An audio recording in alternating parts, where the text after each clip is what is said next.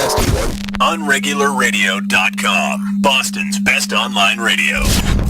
We have on the phone waiting patiently. He's the author of Tupac Shakur, the FBI War Against Black Leaders, and his name is John Potash. He's been studying and interviewing people and researching the murder of Tupac and actually his life, what happened in his life, some of the strange instances where maybe some outside pressures were coming into Tupac's life that really shouldn't have been there, and that's what we're going to talk to him about. We're going to get into Tupac's life and some of the recent news that has come out, because there's been a lot of news. A couple of years ago, I talked to John on KOP Productions, a podcast, and since that time, a lot of news has come out that has actually, I think, bolstered the case that our guest made several years before. So I wanted to follow up and talk to him about Tupac, what his life was, what he thinks happened, and find out, what he thinks of some of the new books that have come out and some of the topics. If anyone wants to call up too, you can call in at 617-606-4122.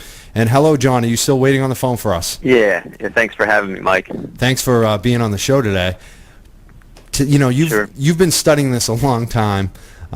We could give everyone an update, kind of a history of it quickly on, how you got started on this path. Why did you choose to cover? I think that's something that comes up with myself a lot, that I focus on, what happened with Tupac and his life and the lessons. Why do you decide to spend so much time on this one person who's no longer alive? Why is it important?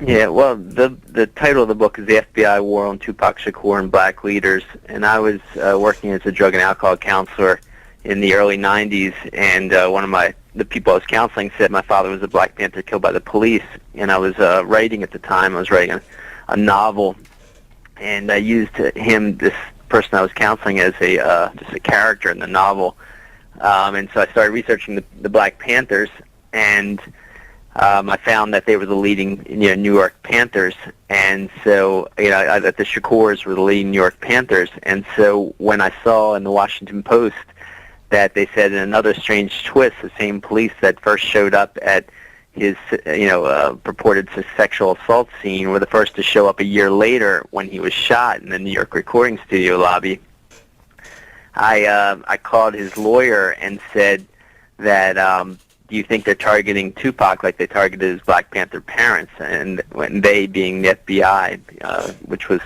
it came out that the counterintelligence program was an FBI program to target leftist leaders, and particularly brutally target black leftist leaders such as the Black Panthers.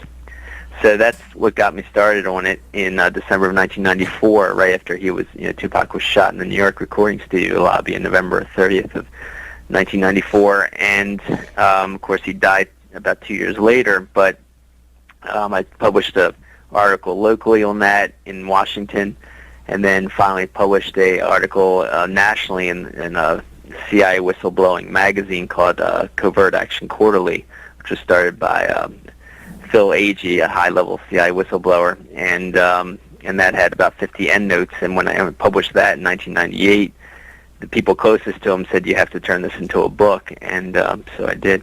That's mental. So the same responding police officers? It wasn't even just like investigating. It was the first people to respond to both crimes. Yeah, and so I found I got a police officer saying that one of the first officers to arrive was part of the street crimes unit, and the street crimes unit was an undercover police unit that you may have heard of in New York. They were famous for shooting Amadou Diallo, I think it was, 50 times, but they were undercover, and they started the exact year that COINTELPRO was supposedly closed, and so they've been implicated in a number of things. Are they also known as the hip hop police in New York City?